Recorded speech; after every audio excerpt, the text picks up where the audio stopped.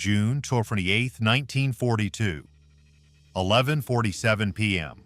Southern sector of the Eastern Front. A wood and canvas biplane slower than a highway truck drifts through black sky toward a German command post. Inside the open cockpit, a 19-year-old woman in boots stolen from a corpse.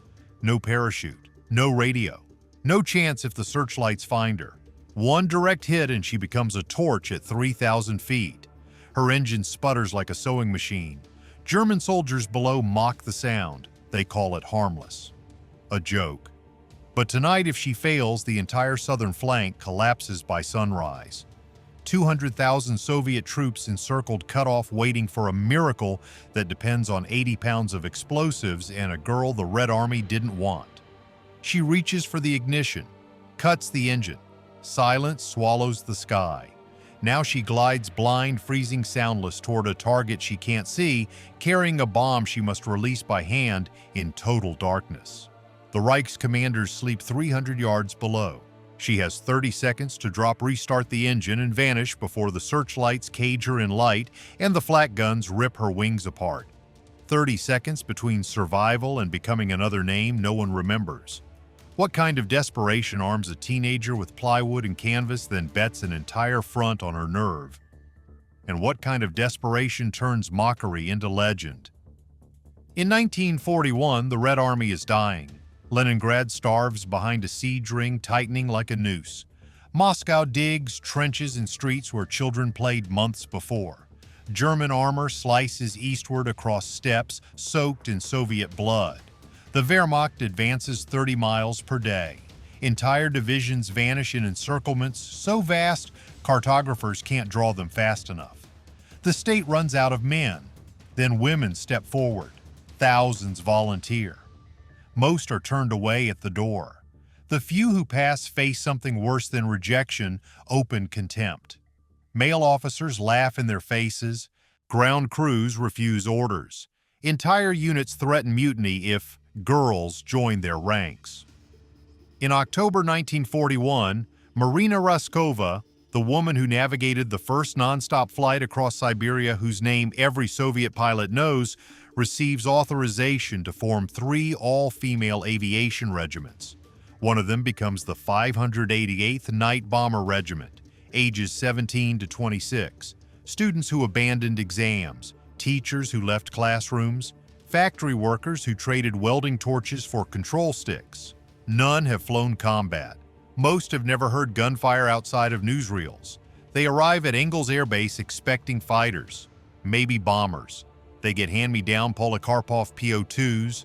The PO-2 is a training biplane designed in 1928, the year Stalin began collectivization. Wood frame, canvas skin stretched over ribs like fabric over bone. Open cockpit, maximum speed 94 miles per hour. A modern car drives faster. No radio, no radar. No parachute supplies ran out months ago, reserved for real pilots. The bombs must be loaded by hand, released manually. In winter, frost splits the canvas like dry skin. In summer, crosswinds tear fabric from wings mid-flight. German pilots fly Messerschmitt Bf 109s.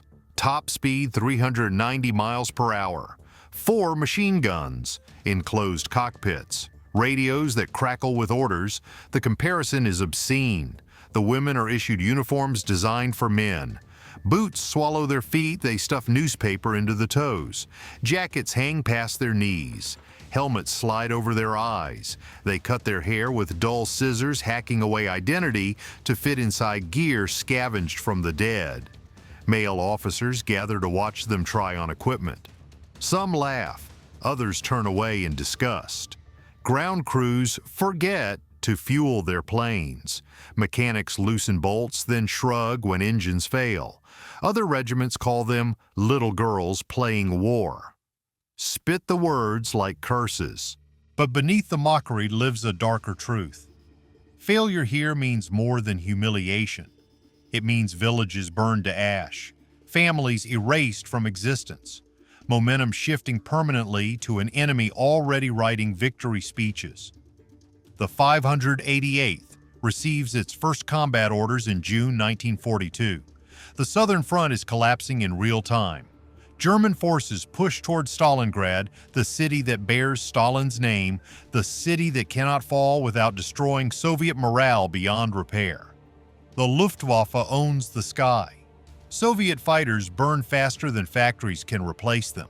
Commanders drowning in desperation deploy the women, not because they believe in them, because they've run out of options. The mission is simple in theory, impossible in practice: night harassment bombing. Fly low, strike fast, return before dawn. Each PO-2 carries two 110-pound bombs, enough to damage a truck, maybe collapse a supply shed. A single sortie means nothing. The plan demands Volume 8 missions per night. 10, 12, every night, without rest, without mercy. The math is brutal and transparent. To inflict damage that matters, they must fly more missions than physics should allow, more than exhaustion should permit, more than any rational doctrine would demand. They must fly until their bodies break or the war ends, whichever comes first. On June 8, 1942, the first PO-2 takes off at 10:34 p.m. The pilot is 23. The navigator is 19. Neither has dropped a live bomb before tonight. They return at 1:17 a.m. Both alive, aircraft intact, mission successful. They take off again at 2:05 a.m. The Red Army had given them the worst planes, the least respect, and the highest odds of death, then demanded they save a front collapsing under the weight of history's largest invasion. Training compresses months into weeks. They navigate by flashlight, pencil, and memory. Maps are hand-drawn sketches. Compasses freeze solid at altitude, needles locked in place useless. On their first combat mission, reality doesn't just strike, it shatters illusions they didn't know they held. The PO-2 flies so slow that German Messerschmitt fighters attempting interception nearly stall. Luftwaffe pilots report the biplanes as impossible targets, too slow to chase without dropping from the sky. But slowness grants no mercy. Canvas wings tear apart at a single tracer round. The planes are flying fuel tanks wrapped in fabric that ignites faster than paper. One hit anywhere wing, fuselage, cockpit, and the aircraft becomes a meteor trailing flame into darkness. At 3,000 feet, frost splits lips until they bleed. Engine oil freezes mid-flight, seizing pistons, killing thrust. Pilots glide to emergency landings in fields still contested heat, the oil over open fires built from scavenged wood, then take off again from roads cratered by artillery. Goggles fog from breath, then freeze. And hands lose feeling inside gloves too thin for altitude. Navigators seated in the open rear cockpit, exposed to screaming wind, cannot shout instructions over engine noise and rushing air. Communication reduces to taps on the pilot's shoulder, left, right, straight ahead. Touch becomes language when words freeze in your throat. The ridicule doesn't fade, it metastasizes. Male pilots refuse to share mess halls. Ground crews sabotage repairs with casual cruelty, loosening fuel lines, forgetting to tighten bolts, walking away mid-repair when the women approach.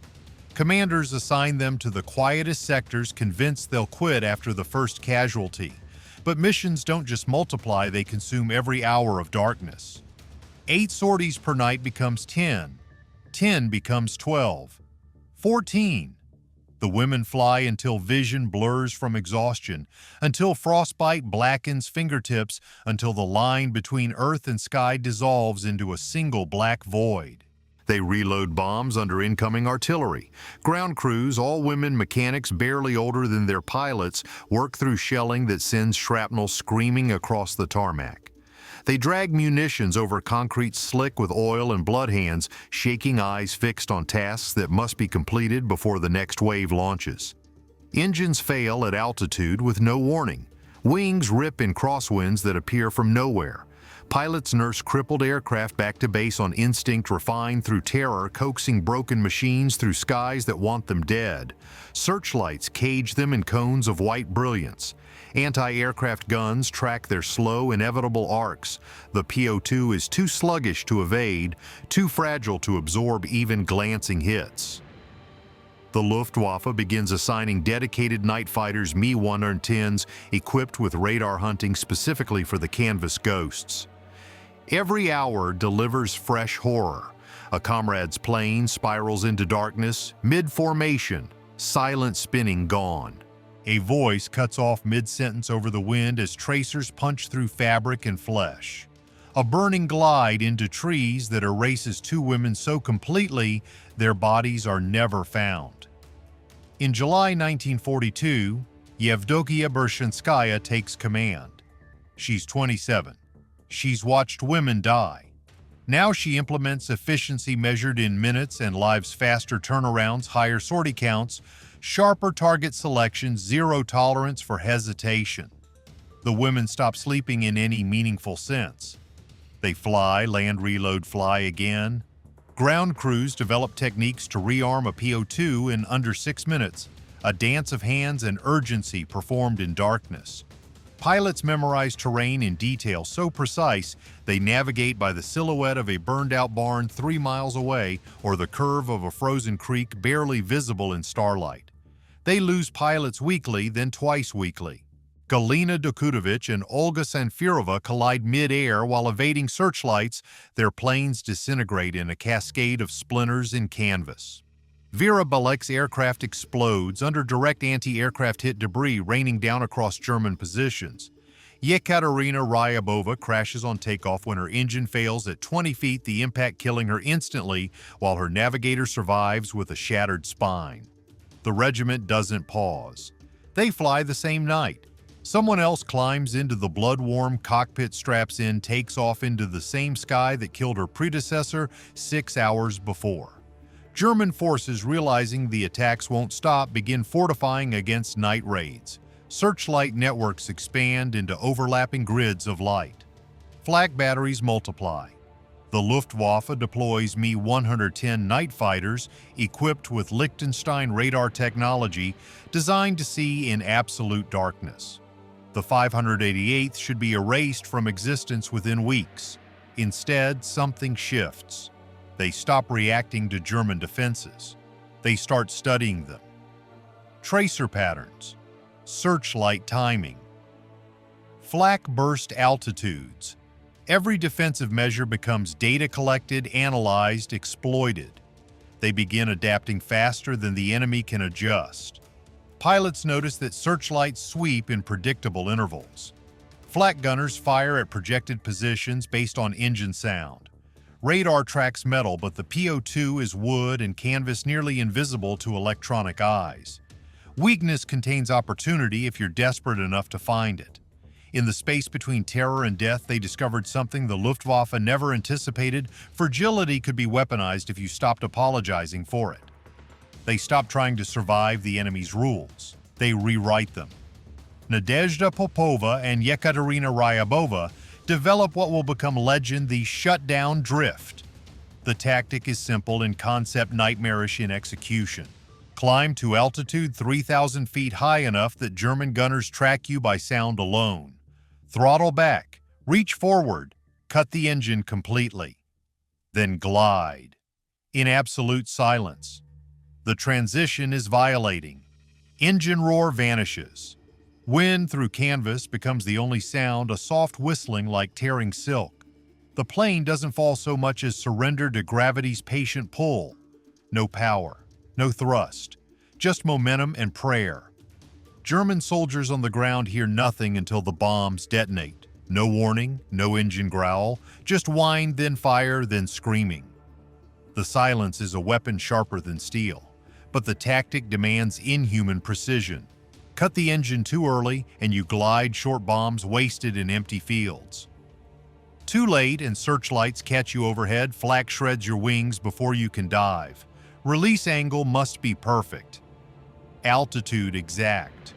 Wind speed calculated by instinct because instruments don't work in wooden cockpits at freezing temperatures. And the engine must restart. If it doesn't, you glide until you hit something or someone shoots you down. No second chances. No bailout, you have no parachute. Navigators cannot speak over the wind. At altitude and darkness, with the engine dead, communication disintegrates into something primal touch. A tap on the pilot's left shoulder means bank left. Right shoulder bank right.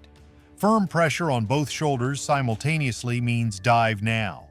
In total darkness across air cold enough to stop hearts, they execute bombing runs through signals a blindfolded person could follow.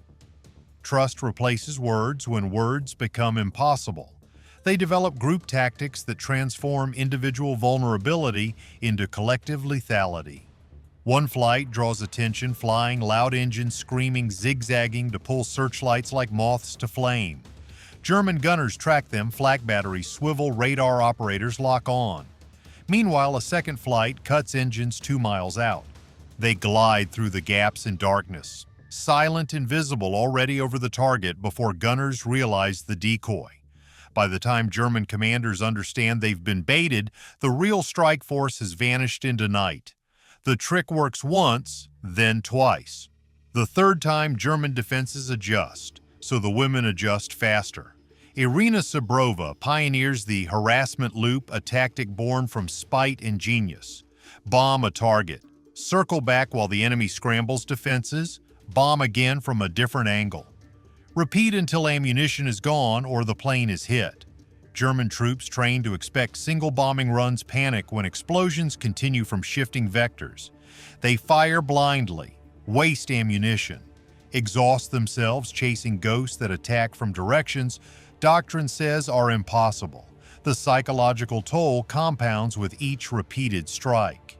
They use pencils for maps and eyeliner. The same pencil traces flight paths during briefings, then darkens eyebrows before missions because looking dead doesn't help morale. Needlework repairs torn canvas between sorties. Women stitch patches onto wings by flashlight thread, pulled tight with fingers too cold to feel the needle, then climb back into cockpits before the fabric dries. What should guarantee their annihilation, low speed, low payload, low altitude, becomes unpredictable lethality.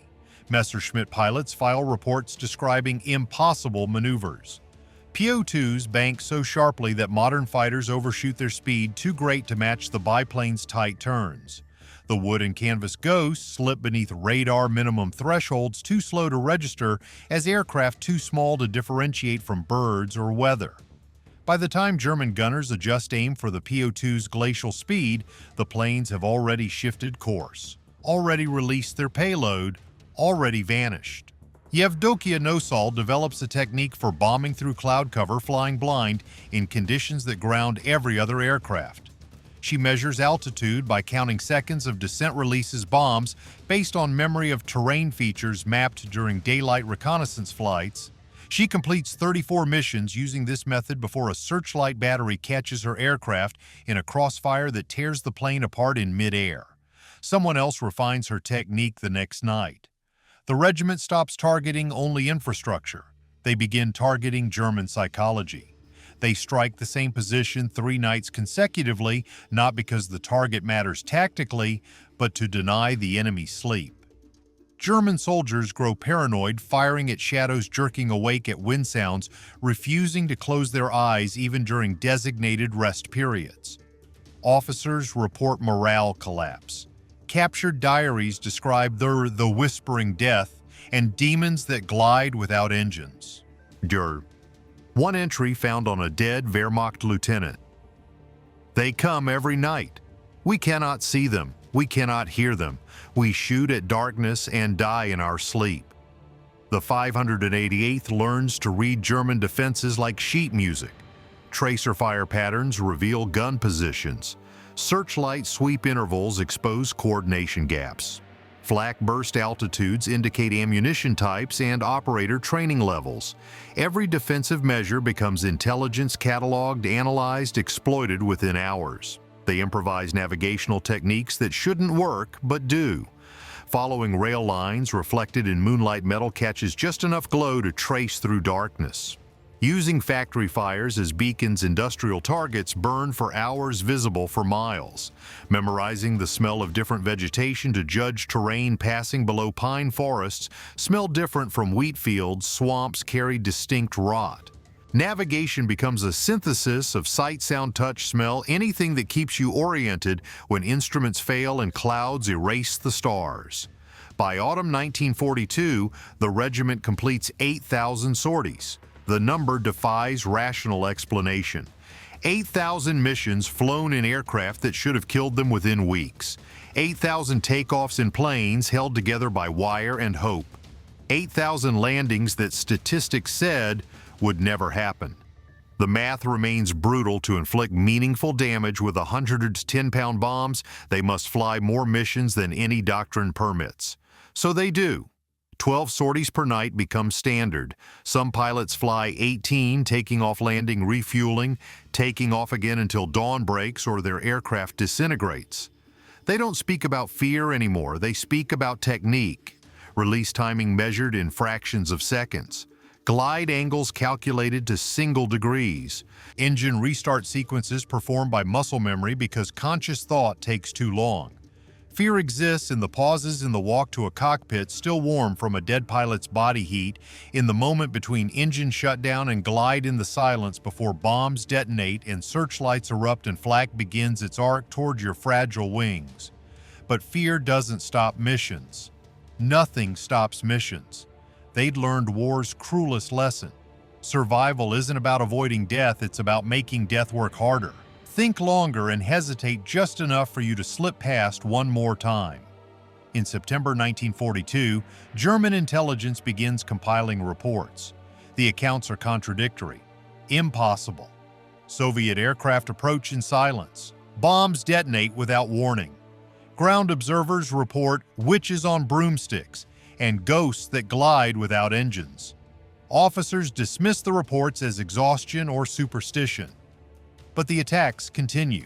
Wehrmacht units rotating from the southern front carry stories: invisible bombers, unholy silence, women who fly without fear of death.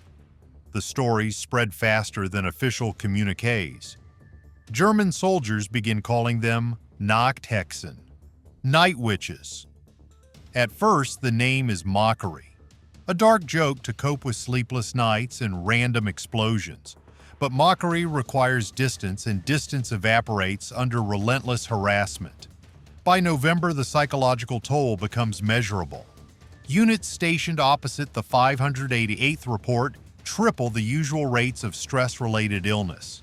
Soldiers refuse guard duty. Some fire blindly into darkness, wasting ammunition on phantoms. Sleep deprivation compounds paranoia. Men swear the witches can see through fog, pass through anti-aircraft fire, predict defensive measures. Luftwaffe Command issues a directive: any pilot who shoots down a PO-2 will be immediately awarded the Iron Cross. The directive is extraordinary. The Iron Cross. Germany's highest military honor is typically reserved for acts of exceptional valor. Awarding it immediately for shooting down an obsolete biplane signals desperation masked as contempt. But the message is clear. These planes are no longer a joke. The witches have become a priority. Messerschmitt pilots begin refusing night interception missions. The PO-2s fly too low, too slow, too erratically. Engaging them is professional suicide, one moment of overcorrection, and the fighter stalls into the ground. Shooting them down feels less like combat and more like murder. But leaving them alone is worse. In December 1942, Rufina Gasheva and Natalia Mechlin execute a bombing run on a German airfield near Morozovskaya. They glide in silence over rows of parked bombers. Their two 110-pound bombs destroy nothing critical: a supply tent, a fuel barrel. But the psychological impact is devastating. If witches can penetrate an airfield's defenses, nowhere is safe. German soldiers begin sleeping in shifts, weapons-loaded eyes scanning darkness for movement that doesn't exist.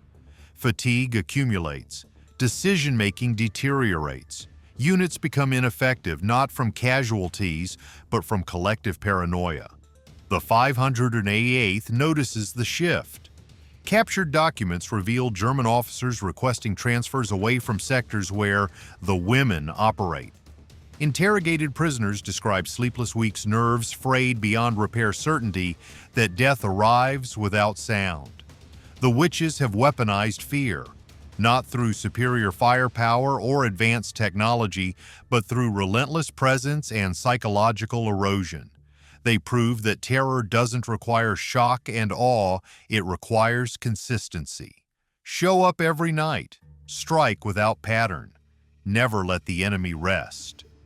By January 1943, the 588th has flown over 14,000 sorties. Their tactical impact remains limited, a destroyed truck here, a damaged rail line there. But their psychological impact reshapes entire sectors of the front. German units divert resources to night defenses. Luftwaffe fighters waste fuel on fruitless patrols. Morale collapses not from defeat, but from exhaustion. What began as an improvised solution to desperate shortages has become a weapon the enemy cannot counter.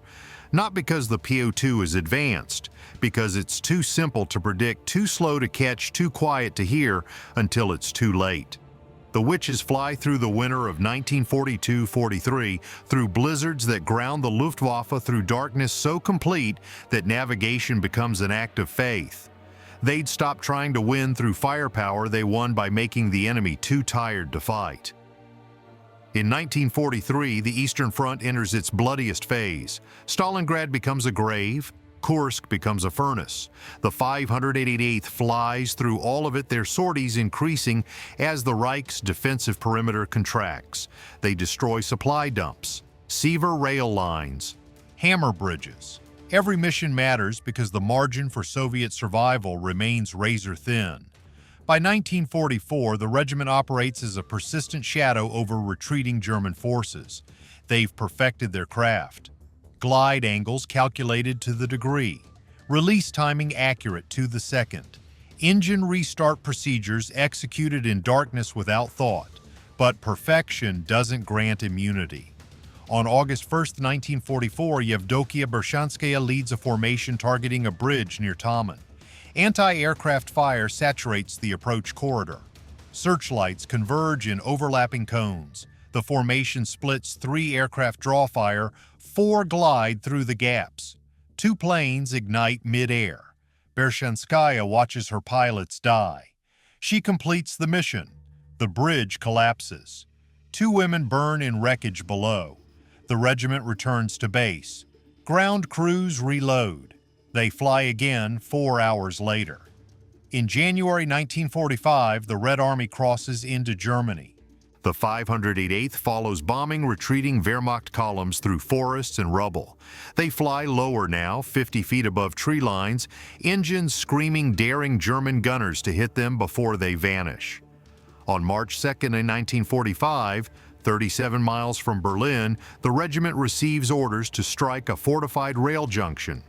Intelligence reports heavy flak concentrations and dedicated night fighters. The mission is categorized as maximum risk. 15 aircraft take off at 9:23 p.m. They climb into weather so violent it tears fabric from wings. Ice forms on control surfaces. Visibility drops to 0. Several pilots turn back not from cowardice but from mechanical failure. 9 aircraft reach the target. They kill engines 2 miles out and glide into a storm of tracers. Searchlights catch them instantly. Flak bursts shred canvas. 1 plane spirals into darkness, both crew members dead before impact.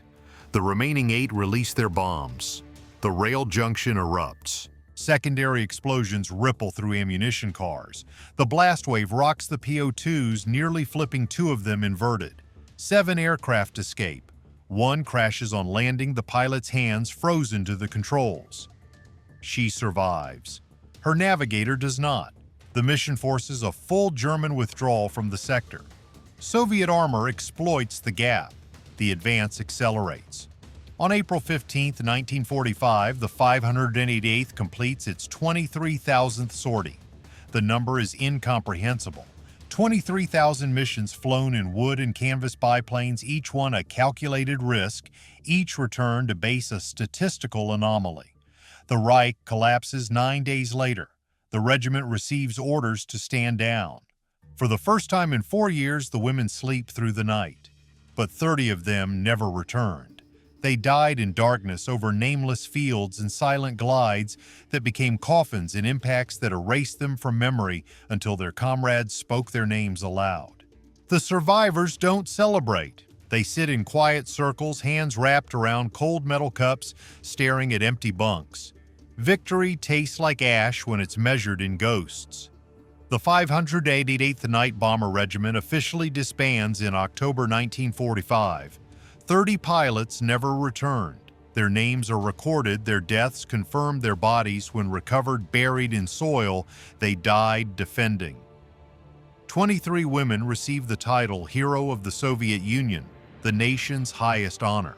Others receive Orders of the Red Star, Orders of the Red Banner medals that recognize valor but cannot resurrect the dead. Marina Ruskova, the woman who built the regiment from nothing, died in January 1943 when her aircraft crashed during a snowstorm. She was navigating toward Stalingrad. Her ashes rest in the Kremlin necropolis, her legacy carried forward by women she trained. When the victory parades begin, the PO2s are deemed too slow for parades. The women march quietly in formation without fanfare. Spectators cheer, but the applause feels distant. The women return to civilian life. Some become flight instructors. Others return to interrupted educations, marriages, factory jobs. They don't speak much about the war. When asked, they describe technique, glide angles, release timing, navigation tricks. They don't describe fear. Years later, veterans of the Wehrmacht admit what they wouldn't. During the war, the Nachthexen terrified them more than artillery, more than tanks, more than the certainty of defeat. Because artillery could be evaded, tanks could be disabled, but the witches came every night without fail, without sound, without mercy. Soviet aviation absorbs the lessons. Post-war doctrine integrates night harassment tactics, low-altitude bombing, psychological warfare through persistence. Thousands of female pilots enter service, their presence normalized by the women who proved competence under fire. The Po-2 itself fades into obsolescence. The canvas and wood biplanes are scrapped, repurposed, forgotten by everyone except those who flew them. But the veterans of the Eastern Front remember. They remember nights when silence itself became a weapon, when darkness carried death in fragile wings, when mockery turned to fear and fear turned to respect, earned one mission at a time. The war ended, but the witches never truly left. They became the standard by which all night operations were measured. The 588th Night Bomber Regiment proved that low-tech aircraft could neutralize superior machines through innovation, unpredictability, and psychological disruption. Their tactics foreshadow modern asymmetric warfare. The shutdown drift anticipated stealth technology, reducing acoustic signature to slip beneath enemy detection. Group decoy strategies mirror modern drone swarm tactics. Harassment loops predict persistent surveillance operations. The regiment demonstrated that psychological warfare doesn't require advanced weapons, it requires relentless presence.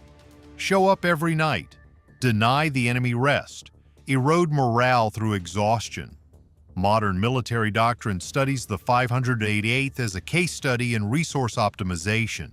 They inflicted strategic impact with minimal payload because they understood force multiplication through fear.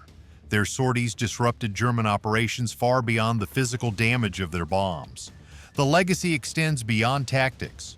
The regiment shattered assumptions about gender and combat capability.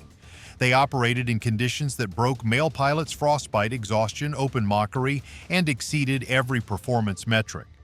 Their success forced global militaries to reevaluate exclusionary policies rooted in prejudice rather than evidence. Post-war Soviet aviation integrated women across all roles: pilots, navigators, engineers, commanders. Other nations followed, slowly resisting until evidence became undeniable. The 588th proved competence under fire, not through rhetoric or demands for inclusion, but through 23,000 missions that couldn't be dismissed or ignored. Technological echoes persist. Modern drone warfare replicates the PO2's advantages: low acoustic profile, unpredictable flight paths, persistence that grinds down enemy morale. Operators fly missions from secure locations, targeting enemies who cannot rest, cannot predict attacks, cannot escape the psychological toll of invisible threats. The Witches flew those missions 70 years earlier in open cockpits without radios, without hope of rescue if shot down. Their innovation wasn't accidental. It was born from desperation, refined through loss, perfected through survival. They took the worst equipment, the least respect, the highest risk, and turned all of it into a weapon the enemy couldn't counter. The ghosts of 23,000 sorties echo through every modern operation where silence and fear shape outcomes. Every drone strike executed at night, every psychological operation designed to erode enemy will, every asymmetric tactic that proves technology alone doesn't determine victory. The Night Witches wrote the playbook. They didn't just change aviation, they changed the calculus of what it means to fight a war you're not supposed to survive. In the silence after the war, the wood and canvas wings seem impossibly fragile against the iron sky they defied. Historians catalog their missions, documentaries reconstruct their flights, museums display artifacts, goggles, maps, pieces of torn fabric, but the artifacts don't convey what the women carried into darkness. They carried the weight of doubt, every male officer who dismissed them, every ground crew that sabotaged their repairs, every comrade who questioned whether women belonged in combat. They carried the cold frostbite that split skin engines, that froze at altitude nights so brutal that survival felt more painful than death. They carried lost 30 comrades who never returned voices, silenced mid-sentence faces that vanished into darkness and memory. They carried it all into 23,000 missions, and they didn't ask for glory. They asked for a chance to matter. History remembers their sorties. The bombs dropped, the targets destroyed, the fear inflicted on an enemy that mocked them until terror replaced contempt. But their true legacy lives in a quieter truth. Technology may fail, steel may burn, doctrine may crumble under the weight of reality. But human resolve, tempered by mockery, sharpened by loss, refined through relentless nights when survival itself becomes an act of defiance, can turn even the smallest machine into a force that reshapes a war. The Night Witches didn't conquer the sky. They learned to respect it.